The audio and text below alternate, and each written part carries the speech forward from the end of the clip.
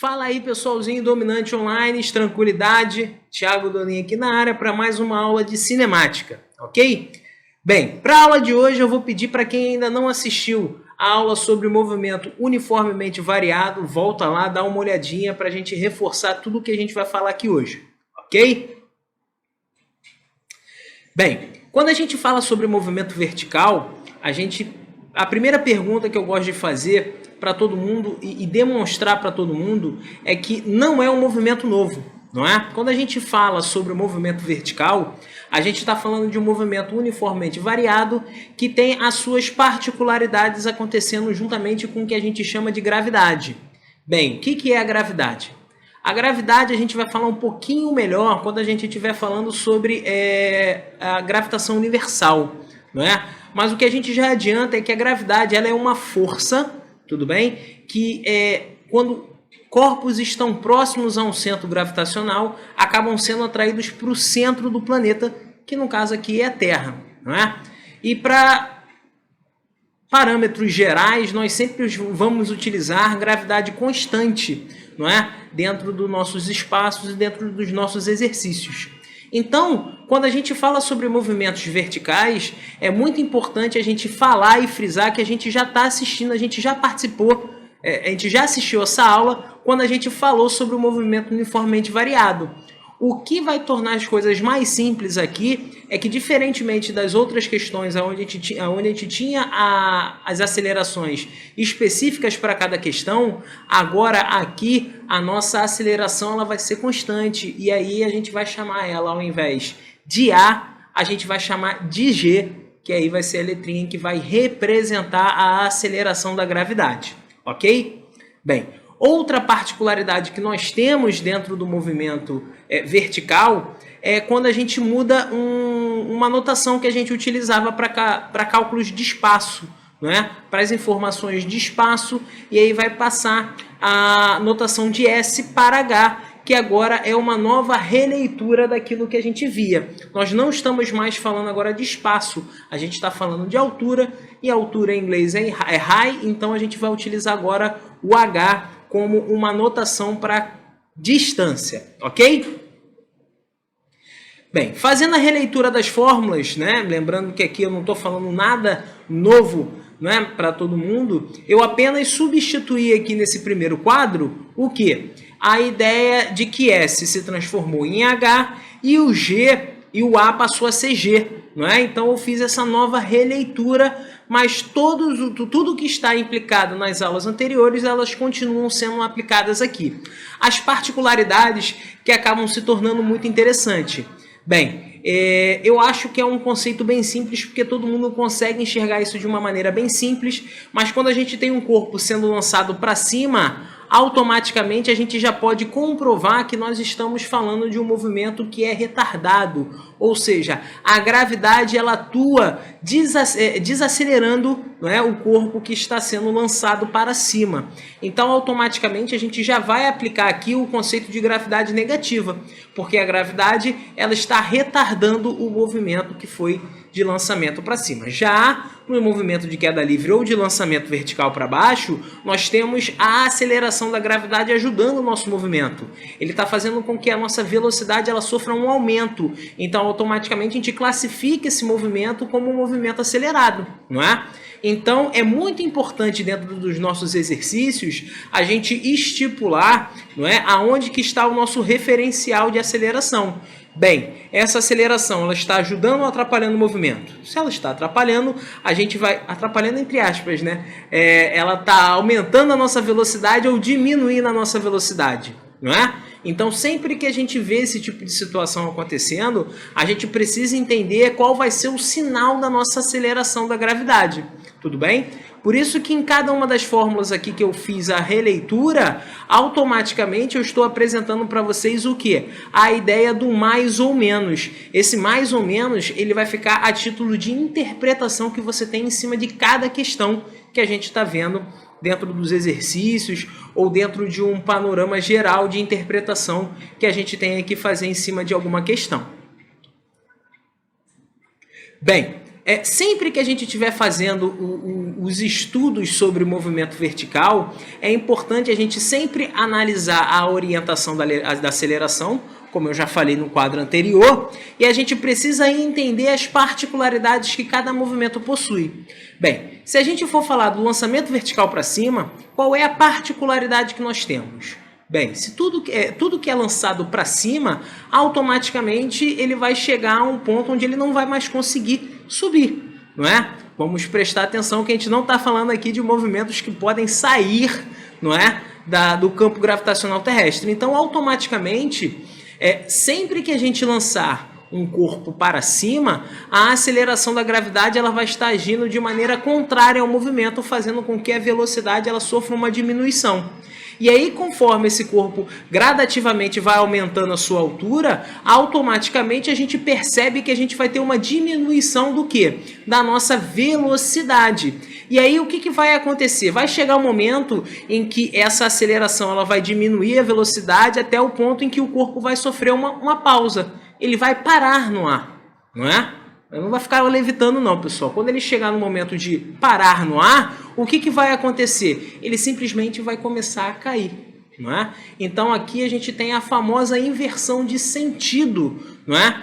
Do movimento. Lembrem-se que a gente citou esse tipo de situação acontecendo na aula de movimento uniformemente variado, porque a gente tinha uma diferença de sinal entre velocidade e aceleração. E nesse caso, sempre que a gente fala sobre lançamento vertical para cima, essa diferença de sinal ela acaba ocorrendo, não é? Então, se isso ocorre, automaticamente a gente vai ter uma inversão de sentido.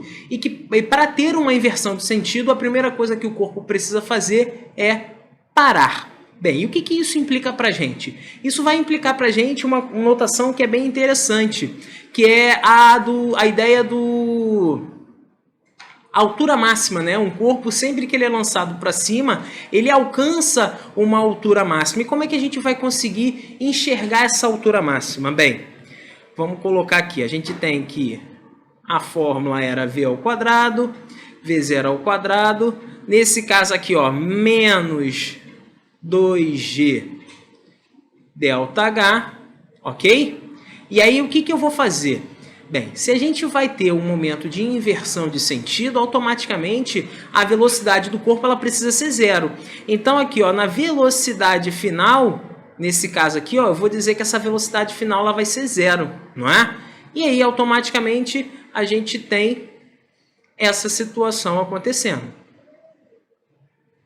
Bem, outro cuidado que eu gosto de sempre pedir para os nossos alunos, né, para os meus alunos entenderem, é que se a gente está fazendo um lançamento vertical para cima, não temos a possibilidade de possuir uma velocidade inicial nula. O corpo que é lançado, automaticamente, ele precisa de uma velocidade inicial.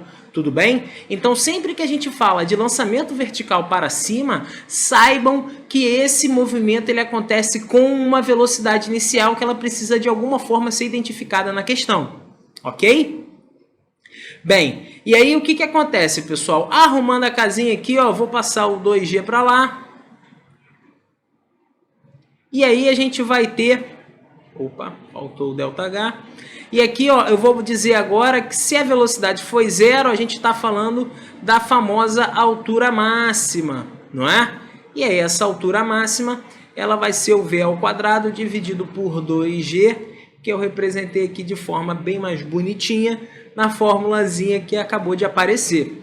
Tudo bem? Então, sempre que a gente fala sobre lançamento vertical para cima, uma informação, uma particularidade interessante que nós temos é que esse movimento ele já começa com um final, o final que vai ser a altura máxima.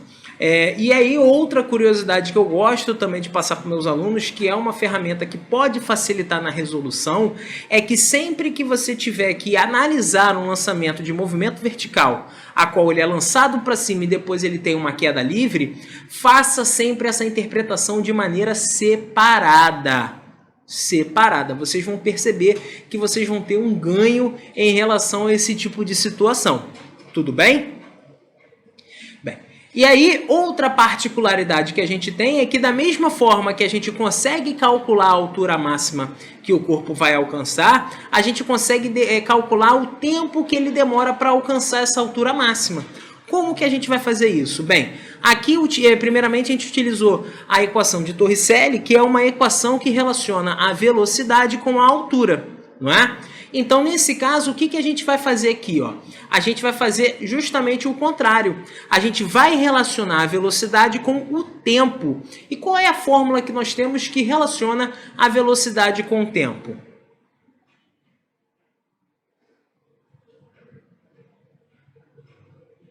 Então, na situação para calcular o tempo em que o corpo leva para chegar até a altura máxima, automaticamente a gente vai de novo dizer que ele vai alcançar essa altura máxima quando a sua velocidade for igual a zero. Então, nós temos a situação zero é igual a V0 menos GT. Então, GT é igual a V0. E aí a gente pode dizer que esse tempo, não é, de subida, ele vai ser a velocidade inicial dividido pela gravidade. Tudo bem? E aí, pessoal, uma outra particularidade que nós temos dentro do lançamento vertical para cima é que se o corpo ele foi acelerado de forma negativa através da gravidade dentro do seu movimento de subida, a gente já pode automaticamente perceber o seguinte: quem é que vai fazer esse corpo descer? Quem vai fazer esse corpo cair? Não é também a aceleração da gravidade? Então, o mesmo tempo de atuação que a gente teve para a gravidade fazer com que o corpo parasse o seu movimento, em o seu movimento de queda livre, ele vai também demorar o mesmo tempo para alcançar o ponto aonde ele foi lançado, não é? Ou seja, se eu lanço um corpo, deixa eu trocar a corzinha aqui.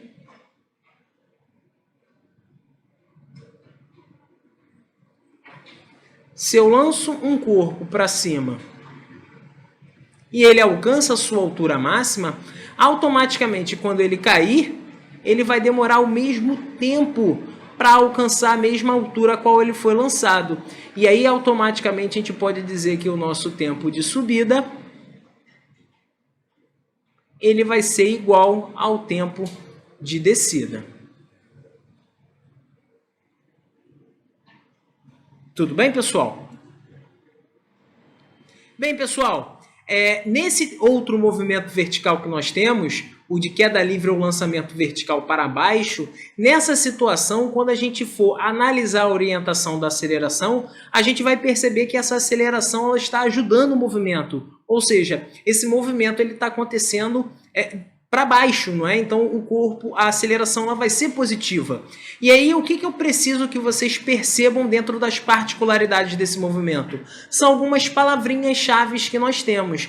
Se um corpo ele for abandonado em queda livre, a gente vai sempre dizer que a palavra abandonado, ela vai trazer a ideia de que o corpo ele parte com uma velocidade inicial nula.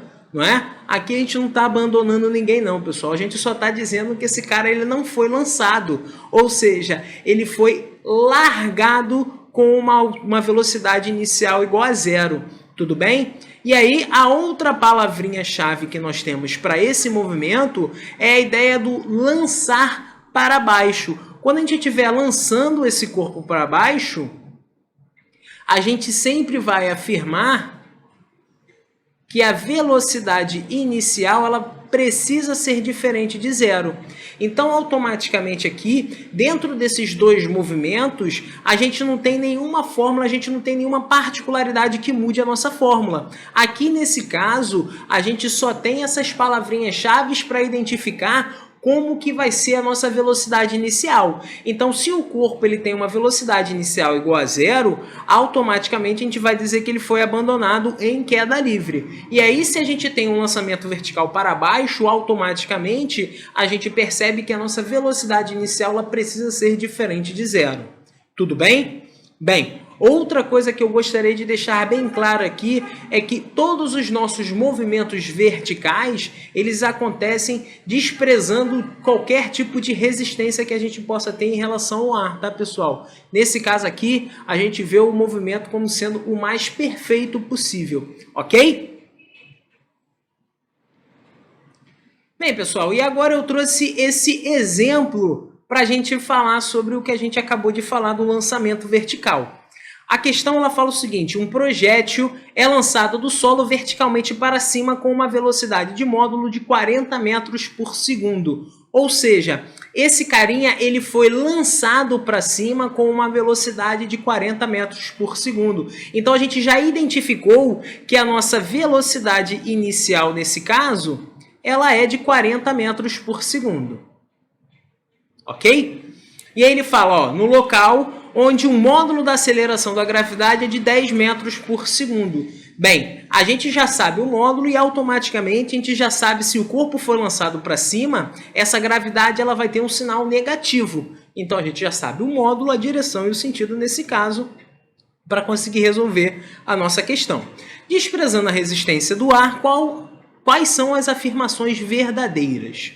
Então a primeira coisa que ele pergunta aqui, ó, o tempo gasto pelo projétil para atingir a altura máxima é igual a 8 segundos? Como que a gente vai calcular isso? Bem, analisando o que a gente viu no quadro anterior, a gente tem que o tempo de subida, não é? Ele vai ser a velocidade inicial dividido pela gravidade, não é? Então nesse caso aqui, olha o que está acontecendo. A gente vai ter que o nosso tempo ele vai ser 40 dividido por 10, simplificando aqui, a gente vai ter 4 segundos para o tempo de subida. Então aqui, ó, a gente já viu que essa afirmação ela é errada, não é? Ela é errada. Então nesse caso a gente não precisa nem ir adiante em relação à ideia do tempo, porque a gente já percebeu que essa afirmação ela é errada. Bem, a segunda afirmação ele pede para que a gente calcule o quê? O projétil atinge a altura máxima de 80 metros em 4 segundos. Bem, o tempo ele está correto. Como que a gente vai calcular essa altura máxima? Bem, a gente vai calcular essa altura máxima com a formulazinha que a gente viu no quadro anterior. A altura máxima ela vai ser a velocidade inicial ao quadrado dividido por 2g. Pessoal, percebam que aqui eu já estou utilizando o meu formulário de maneira direta, mas caso você se esqueça durante a resolução, lembrem-se do conceito que foi aplicado para a gente chegar nessa posição. Lembrando que um corpo, quando ele alcança a sua altura máxima, sua velocidade final ela é igual a zero. Isso é algo que a gente já sabe porque a gente consegue lançar as coisas para cima. Então, simplesmente, apliquem o que vocês sabem no cotidiano de vocês dentro das questões que vocês estão trabalhando de cinemática. Lembrem-se que uma das principais funções da física dentro do nosso ensino é justamente que a gente consiga abstrair essas situações cotidianas dentro de uma questão ou dentro de uma ação cotidiana que a gente tem. Tudo bem? Então, nesse caso aqui, ó, a nossa altura máxima ela vai ficar sendo 40 ao quadrado dividido por 2 vezes a gravidade que a gente sabe que é 10. Então, nesse caso aqui, ó, a nossa altura máxima ela vai ser 1.600 dividido por 20. Podemos cortar aqui o zero com zero e chegar que a altura máxima ela é de 80 metros. Ou seja, essa segunda afirmativa aqui ela está correta. Ou seja, o projétil ele vai alcançar a altura de 80 metros e ele vai demorar 4 segundos para que isso aconteça. Tudo bem? Bem, automaticamente, se a gente já descobriu, né, a nossa altura máxima e o tempo que a gente demora para atingir ela, a gente percebe que a nossa afirmativa 3 ela está errada. Por quê? Aqui, ó, a altura máxima atingida pelo projétil é de 160 metros? Não, não. A altura máxima ela é atingida quando o corpo ele alcança 80 metros. Então, a gente já anula essa alternativa aqui. E aí, pessoal, olha aqui, ó, ele fala, o projétil permanece no ar durante 8 segundos. Pessoal, é aquilo que eu falei. Sempre que a gente está dentro de um movimento vertical, não é? Dentro de um lançamento vertical para cima, né? Um corpo que ele foi lançado para cima de forma vertical, automaticamente a gente já pode implicar que o tempo de subida ele vai ser igual ao tempo de descida. Então, se o cara demora 4 segundos para alcançar a altura máxima, ele vai demorar 4 segundos para voltar para o solo da onde ele foi lançado. Então, automaticamente, o tempo total ele vai ser o tempo de subida vezes 2, e nesse caso aqui, ó, vai ser exatamente 8 segundos, e isso torna essa afirmativa verdadeira, ok? Bem, e aqui, pessoal, eu acho que a gente trabalhou com tudo que a gente podia ver em relação ao lançamento vertical para cima, ok? Bem, o outro movimento vertical que nós temos, eu vou dividir ele em dois, tá? Até porque eu acho que se a gente entende um, automaticamente a gente já vai entender o outro, porque é um conceito que vai diferenciar cada um deles. Ou seja, se a gente está falando de novo sobre o movimento vertical, a gente precisa lembrar de analisar a aceleração, que nesse caso ela está acontecendo com o sentido para baixo. Então a gravidade ela está aumentando a velocidade do corpo, então automaticamente a nossa aceleração nesse caso ela vai ser positiva. Ela está ajudando o nosso movimento.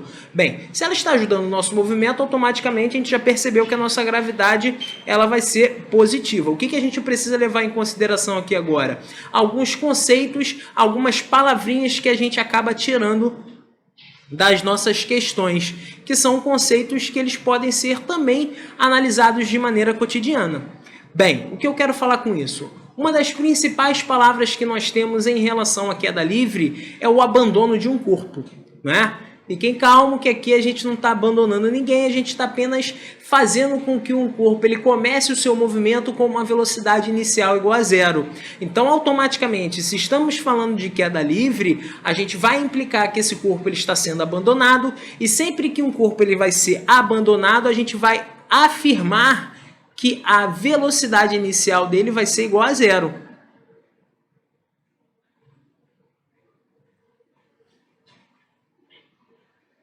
Ok? Já quando a gente afirma que o corpo ele foi lançado verticalmente para baixo, a gente não pode dizer que a sua velocidade inicial ela foi igual a zero.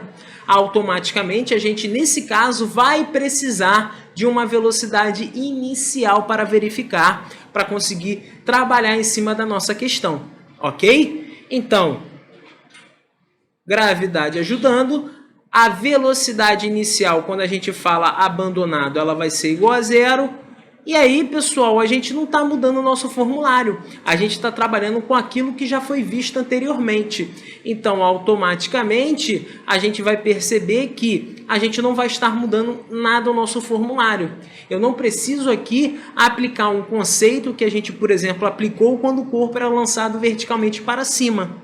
Tudo bem? Nesse caso aqui, ó, o tempo de queda, tudo vai ser verificado com as fórmulas que já foram demonstradas lá no início, ok?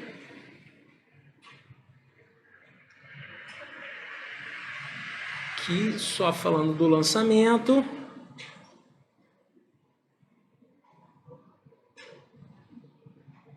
A velocidade inicial ela vai ser diferente de zero. Bem, e nesse exemplo que eu trouxe aqui, pessoal, ele fala aqui, ó, ele diz a palavra-chave, ele fala que um corpo é abandonado em queda livre próximo à superfície da Terra e possui uma aceleração de 10 metros por segundo ao quadrado. Então, automaticamente, a gente já sabe que a gravidade ela é positiva e que a minha velocidade inicial, nesse caso, ela é igual a zero, não é? Então, a gente não tem muito o que se preocupar aqui. O que a gente precisa levar em consideração é o que ele pediu para a gente. Nesse caso, ele pede assim, ó, sabendo que o corpo é abandonado do repouso no topo de um edifício e que ele leva 4 segundos para atingir ao solo, determine a altura do edifício. Bem, existem aqui algumas maneiras de se calcular essa questão. A primeira forma que eu vou calcular, ela pode ser um pouquinho mais rápida, que é utilizando a relação que nós temos entre altura e tempo. Então aqui, ó, a altura é igual a h0 mais v0t mais gt ao quadrado dividido por 2. Ou seja, essa é a fórmula que relaciona a altura com o tempo. Então, automaticamente, a gente já percebe que esse h0 ele vai ser 0 e que a velocidade inicial vai ser igual a 0 porque esse corpo ele foi abandonado. Então, a altura que a gente tem aqui do nosso prédio, ela vai ser 10 vezes o tempo ao quadrado dividido por 2. Então, aqui, ó, fazendo de maneira um pouco mais direta, 4 ao quadrado a gente sabe que é 16. 16 vezes 10 a gente sabe que é 160. 160 dividido por 2 vai dar 80 metros. Então, a gente já percebeu aqui que a gente teve a letra E como alternativa correta. Mas nós temos uma outra maneira de resolver essa questão, que é primeiramente calculando o tempo que ele vai, a velocidade que ele vai alcançar quando chegar ao solo, não é? E aí depois aplicando na outra forma que relaciona a velocidade com a altura. Então, nesse caso aqui, ó, a sua velocidade quando ele alcançar o solo, ela vai ser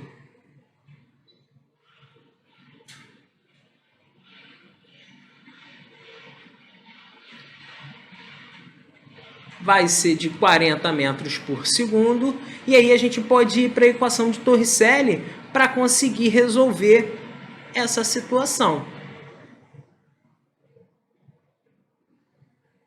Então aqui, ó, a velocidade final a gente já sabe que é 40 ao quadrado, 0 ao quadrado, mais 2 vezes 10.